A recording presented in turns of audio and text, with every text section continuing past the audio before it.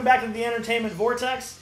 This is our spoiler review for Justice League. So if you haven't seen the movie yet, this is going to be chock full of spoilers. But don't worry, we did a spoilery-free version, and I'll put the link to that down in the description below, so you can check that out, see the movie, and then come on back and see this. Okay, so if you're still here, you're here for the spoilers, and let me tell you, I am going to break this entire movie down, because I am a DC fanboy, and this deserves to be broke down. With that being said, the beginning of the movie, I feel, is super weak. They introduce these characters, and they give you these first impressions of Cyborg, for example, and Aquaman in the fishing village, that we saw some of this in the trailers, but when you actually see it in action, I kind of didn't like Aquaman. Like, he's kind of a dick, and the whole thing with Cyborg is like he's just an emo, broody teen. Now, with that being said, these are just bad first impressions for me, because throughout the movie, I liked them more and more and more, to the point where I actually thought Aquaman was fantastic and I want to see his own movie, but they present him in such a one-dimensional way that I almost feel like there might have been more dialogue that happened in that scene that was cut out. Because he goes from like just, you know, F you, I don't want to talk to you, to, oh, you know my name, so let's walk on the beach, to F you, I don't want to talk to you, jump in the water. It's like, where's the conversation? I mean, Bruce literally goes, I know your name, I know where you're from, oh yeah, and I'm Batman, yeah, let's chat, and he's like, yeah, whatever, bye-bye, jump in the water. Bruce didn't have a secondary plan. He put the tracker in his jacket. You thought he was going to swim away with the jacket on? But it's just stupid. Then you go to Cyborg, and they don't really give you anything. I mean, you've got this reveal where he's got his back to the camera, and he's got the hoodie on, which he has on for a majority of the movie. At least half the movie, I should say. He has his hoodie on, and him and his dad are kind of talking, and he's like, oh my gosh, my life, you've done this to me, and everything's horrible. And I'm like, this is what Cyborg is? I mean, the super enthusiastic, gung-ho for the good of the team Cyborg has become someone taken over by the mother box and doesn't know what's happening and can't hear his own thoughts? I'm like, this is a weird change for him. Once again, just like Aquaman, as the movie goes along and they explore his character more, I enjoyed him more and more. I mean, all the way to the end where he actually says booyah from the freaking cartoons, which I did not see coming. It just goes to show, in my opinion, that these were really bad first impressions of these characters. There was no nuanced levels of anything in them. I guess Cyborg had a little bit of it where he was kind of struggling internally and you were supposed to see that he was fighting with himself, but it's not really what I got from that scene. I got from that scene is, I don't want to be alive, why did you bring me back? Father-son drama. With Justice League, there's a lot of things to unbox. You have the introduction of several new characters, and you kind of learn some of their little ticks, their nuances, and find out more about some of their backstories, and I'm sure we'll get more in the future. As far as the introductions to those characters are concerned, don't necessarily agree with Nick as far as that there were some negatives and some bad to those introductions. I felt I was able to get past some of the apprehensiveness to Bruce coming to them or to their introductions. There's a lot going on, you know, when you dig under the surface of these characters. There's a point in the movie where you see a little bit more into the way that Aquaman actually thinks. He happens to get wrapped up in the lasso of truth, and he actually kind of says some of the things he's actually thinking, and it kind of leads you to believe that a lot of that dark overtones and kind of like the screw the world mentality is kind of an act. There's someone who really cares about society that's under the surface of that character. You don't know that until you get further in. You know, him being kind of like, get out of here, Batman, is a little off-putting at first, but based on the things that we saw in the trailers, I was somewhat expecting him to behave that way. So it wasn't something that caught me off guard. It was something that I definitely expected to happen.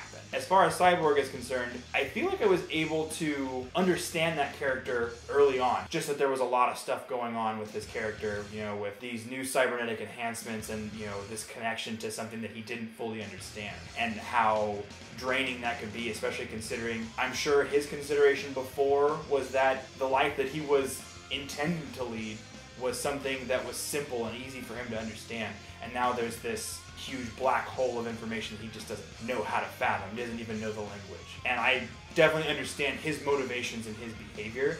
It doesn't make them perfect scenes, but I definitely enjoyed them, and I didn't see as many of the negatives from my personal vantage point. I really liked how they did Cyborg. The Aquaman I just spoke about with him in the fishing village and pretty much telling him to go F himself, and that whole thing was, I was not a fan of that. But I mean, think about it. So the motivation for Aquaman is, I don't care about anybody but myself. Oh, all of a sudden I care about everybody because Steppenwolf's here.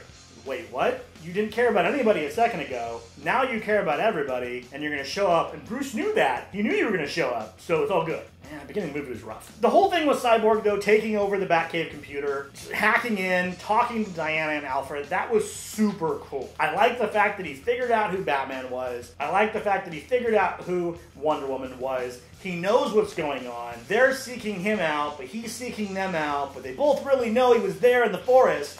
I just thought that was all really cool. It not only showcases what Cyborg can do and what this Cyborg is capable of, but it also shows his distrust for anybody. Distrust is okay. Just being a brooding emo teen is not okay. There has to be more to your character than that. So I'm glad that they established these characters better as time went on. Every single scene that Ezra Miller is in was absolute cinematic gold. He brings a lightheartedness to this film that it does desperately need, considering it is, it's an end-of-the-world story. It's, if our group of heroes isn't successful, everything is over, at least as far as, the stories that we've told up to this point. Obviously, we don't want that. We want things to continue to move along. We want to get more and more and more from these characters, and I feel like having some of those lighthearted moments help to kind of weigh out some of that additional darkness. His particular approach to this character aligns itself a lot more with the comic book Barry Allen than necessarily you would see on the television show The Flash, which is also excellent. But I feel like we needed this type of Barry Allen. Kind of has that younger mentality in a group of people who are all older group. When it comes to Bruce Wayne, I really liked Ben Affleck's performance in this. Because it wasn't like they just went to him and said, I need you to be funnier, I need you to be more Marvel-like, and I don't want you brooding as much. They didn't do that. They probably wanted to, and I was super scared they were going to do that. So what they actually did is said, you discovered hope from Superman. That's awesome. So what they did do is they had him discover hope from Superman. It made the events at the end of Batman vs. Superman matter. And it makes sense because he does have that awakening where he realizes Superman was not what he thought he was. That he's not a threat and there is hope in this world. And even Batman gets to experience the hope that the people feel from Superman. I dug that. And it was nuanced enough in the way that he was talking that he understood it. It wasn't like he just flipped a switch and now he has Superman shirts on all over the place and he's like cheering him on. It was an idea that he understood what Superman represented. He understood what was needed of Superman, even more so than I feel Superman did at the end of the movie in Batman vs. Superman. Because he was at a point where he's like, am I doing good in this world? Am I doing bad in this world? Well, I think Batman figured it out. And I think that's super important. So, you've got Batman being the Superman fanboy, but at the same time being Batman and being super negative and brooding and like nailing people in that group meeting where he's like, this is what I feel we need to do, and then he freaking sets them all off to get them to do it. And that's fantastic. He's not going to go in there and be a cheerleader. He's going to go in there and he's going to push buttons. That's how Batman does things. He pushes buttons. He pisses people off. He makes them do what he wants them to do without them even realizing it. And I super dug that. I also like the fact that Batman was in a mindset where he was perfectly okay if he died for Superman to come back.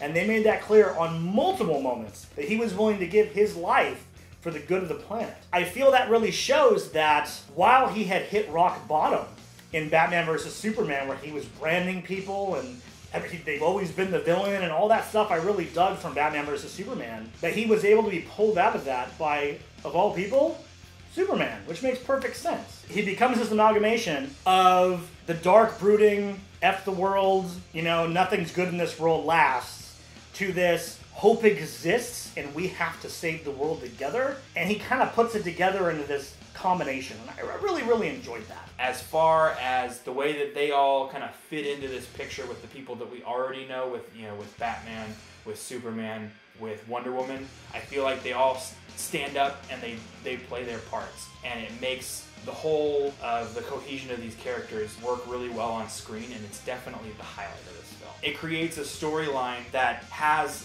little nooks and crannies that you can find yourself getting immersed and lost in, which can sometimes be an issue with the bringing together of all of these characters. There are some movies that just don't stand up to that test, and this one does in this regard. As far as the things that they do to adjust these characters to their new slated roles, I feel like they do a really good job of pointing out some of the things that may have not necessarily been the right way of thinking for their previous characterizations in other films in the DCEU, Batman is definitely the top of that list. Nick does mention in his that he kind of moves from being this dark, brooding character to having some hope. And I feel like they mentioned it in the very first scene of the movie, you know, hope has ebbs and flows like a river. I think that it shows in the way that Batman is portrayed on screen. There are moments where he's not sure, and you can feel that in his performance. But there are moments where he is very sure, so far as to that he's willing to give his life on several occasions.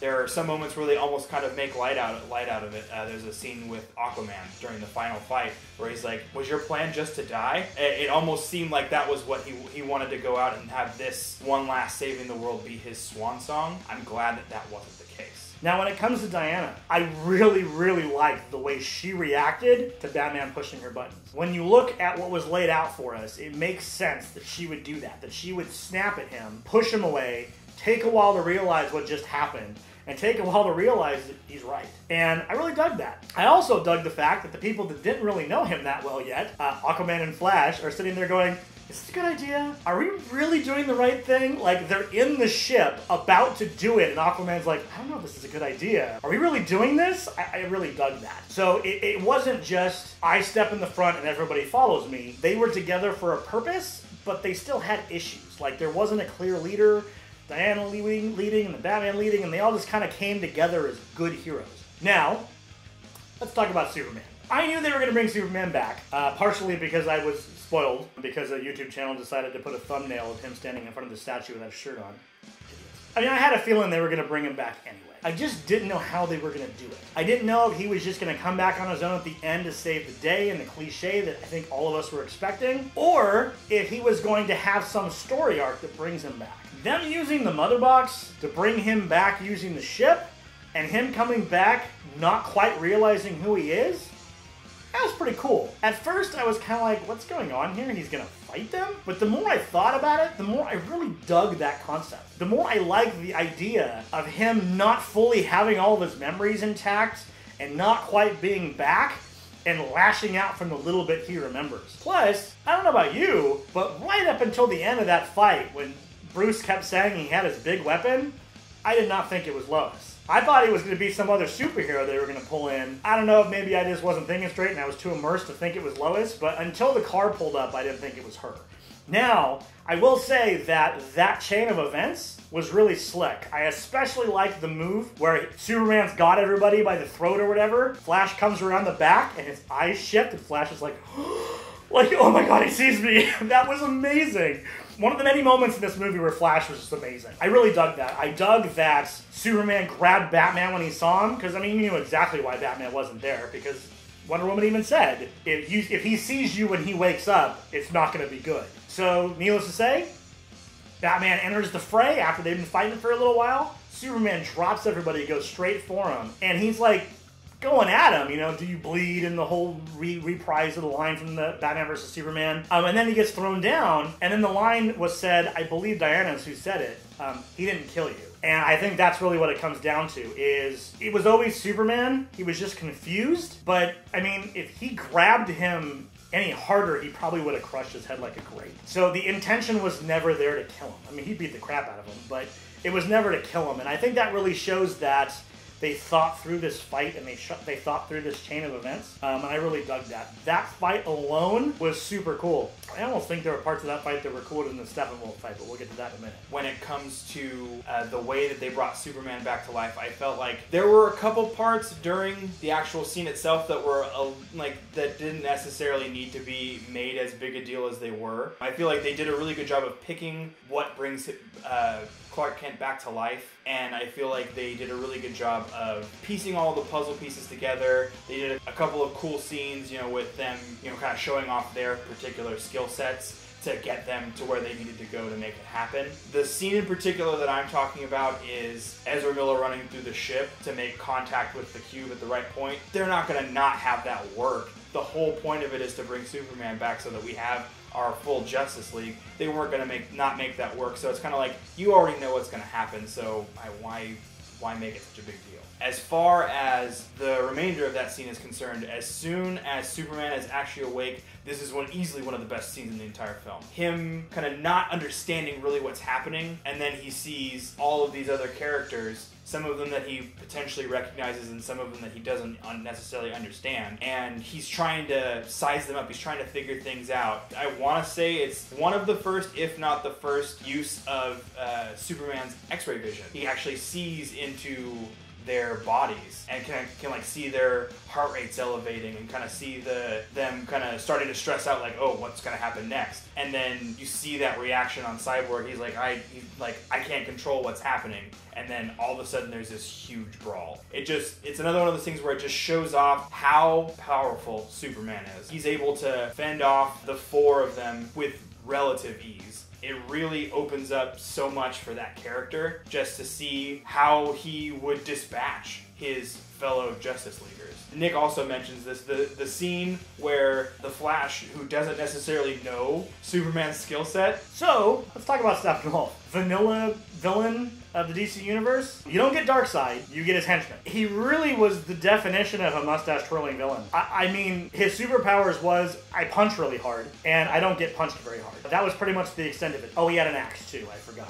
He had an axe. So there really wasn't much to his character. Now, with that being said, there are very few villains in the DC Universe that can stand up to the Justice League and can be done live action. I would have loved to have seen them do Darkseid himself.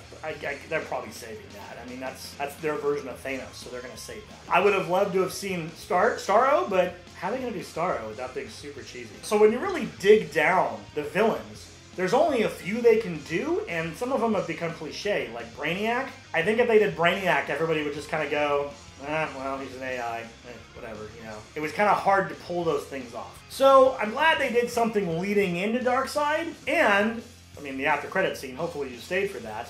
The last after credit scene showed that they're definitely doing Deathstroke. We saw him. Luther's back, and he looked like he toned down his eccentricness a little bit. We'll see what he does in the next movie. Yeah, they're forming the Legion of Doom. So, hopefully they don't call it that in the movie, but they're making a league of their own.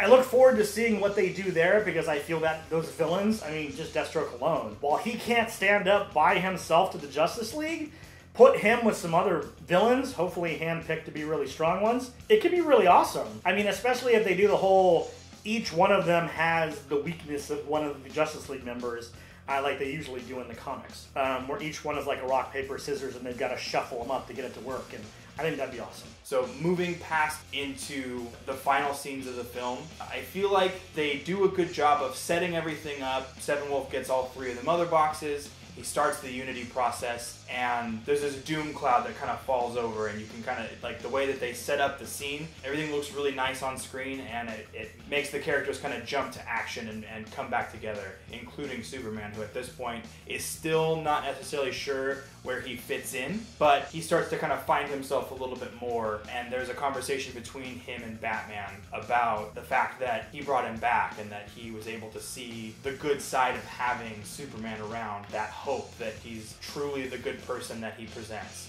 and that he truly is, you know, that powerful being that does things for the right reasons. Those are great setups for potential future films. I really hope that we get to see those future films. Everything just seems to be kind of on a rocky state with DC, and it's unfortunate because I feel like there's a lot of good in these films that people kind of brush over by looking at the scores online, seeing the things that critics say, because for whatever reason they seem to think that they need to tear into these films. That being said, there are definite negatives when it comes to some of these films, and this one is no different. That final fight scene with Steppenwolf is just it's kind of been done already. There isn't a lot going on. It's just, you know, them punching the crap out of each other until somebody finally figures out the way to finish it all. The way that they presented the character was pretty lackluster. They don't give you any backstory, really. They just kind of say, here's your character, here's the reason why he's here. And I don't feel like that's necessarily enough. It's something that tends to be present in a lot of superhero films. Because there's so much going on with the heroes, there's not enough space for the villains to be these big, grandiose characters. But when you look at movies like The Avengers with Loki, and when you look at movies like The Dark Knight with the Joker, there is room to have these big, nuanced villains that, you know, that fill your screen with, you know, confusing plot lines and with backstories that are hard to follow, but can also somewhat be a little bit relatable.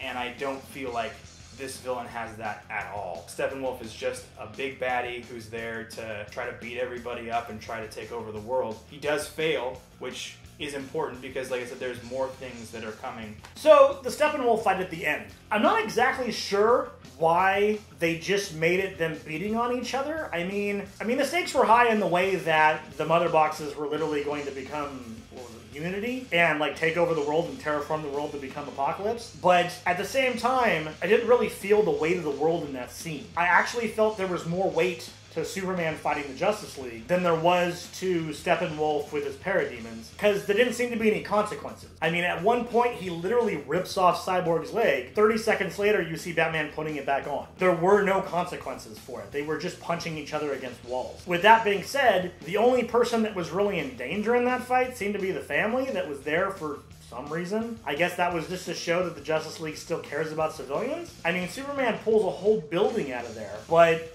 we only focused on that one family. I assume there were people in that building. I just feel like the Steppenwolf fight could have been better. I think that the DC movies are having this problem, and you know what? A lot of the Marvel movies have it as well, where the heroes are so great, and they're so amazing, and so much time is spent making these heroes what they are on screen, they forget about the villains. And, I mean, we saw it with Ultron, we saw it with Doomsday.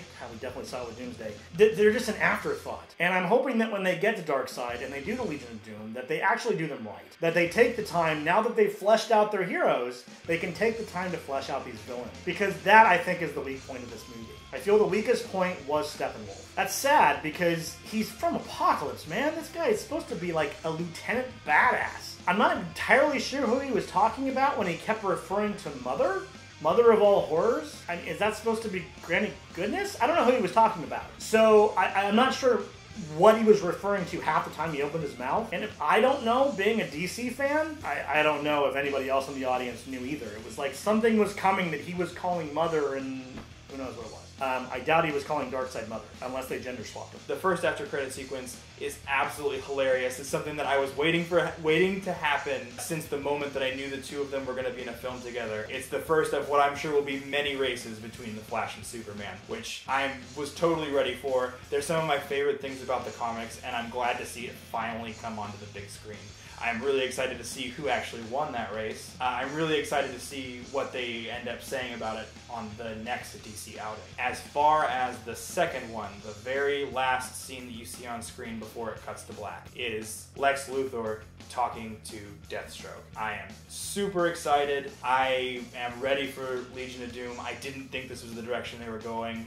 Nick may have mentioned it before. I was heavily thinking that they were going for Darkseid just because of how successful Marvel has been with their approach to leading up to Thanos. If you're going to do Darkseid and you're going to do that world, give it to us. Don't give us his lieutenant and not make that lead up to him. Don't give us something weaker and not give us the prize. Now, that being said, I don't go to the superhero movies for the villains. I go to the superhero movies for the heroes. I like the way they brought Superman back. I like the way they worked together. I like the lighthearted aspect that got added to the characters without sacrificing the dark nature of what was going on. And I really, really enjoyed all the new characters they added once I got to know them. So, with this being the spoiler review, go ahead and have at it in the comments. I want to know what you thought about the movie. Break it down. Show me the ins and outs, the positives and the negatives. And you know what? Let me know which camp you lie in normally. Are you a Marvel fan? Are you a DC fan? Where did you start in all of this? Obviously, it doesn't matter. Everybody can enjoy each movie and enjoy them equally, but I'm just curious. And if you haven't already, don't forget to subscribe to this channel. That way you get more movie reviews, and on the big titles, these spoiler reviews, as well as weekly Funko Pop news videos, fan films, and some surprises we have up our sleeves. This is definitely the place to be. I hope you'll follow us in the Vortex. We'll see you next time.